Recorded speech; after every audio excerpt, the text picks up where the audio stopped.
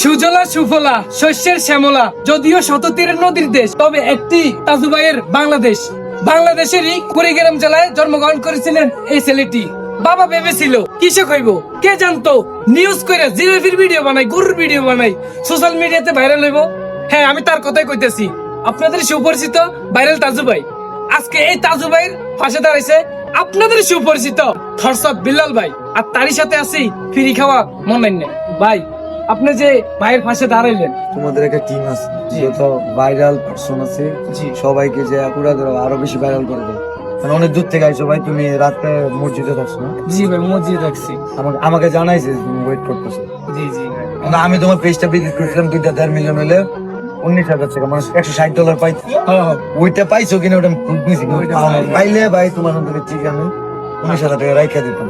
অবশ্যই আমি দিয়েও দিতাম। এটা উড়ে এসে উড়িয়ে যাই হোক, সময়টা খারাপ যাচ্ছে, ভালোবাসা মানুষরা ফলো করে দিবেন।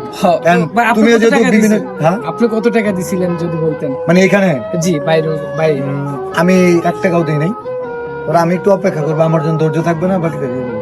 ও একটা কথা নেই, ইনশাআল্লাহ এটা পরবর্তীতে আমরা জানাই দিই মারি। আমার একদম কই থেকে দিব ভাই, আমার সময় ভাই আপনারে আমি সেলিউট জানাই। আপনি যে একজন অসহায় মানে হতদরিদ্র মানুষের পাশে দাঁড়াইছেন, সেলিউট ভাই, সেলিউট। সবসময় আপনাকে সেলিউট জানাই। আর আমি যেটা দিতেছি কি জানো, আমি দিতেছি যেটা পুরা চলাঞ্চলে যারা আসবে ভবিষ্যতে, তারা যেন চলাঞ্চলে কোনো উন্নয়নমূলক কাজ করে, অথবা এমন একটা অ্যামাউন্ট দিয়ে যায় যেটা দিয়ে প্রতি মাসে একটা বড় বড় কাজ করতে পারে চলাঞ্চলের জন্য সাজু ভাই এবং এখানকার স্থানীয় যারা।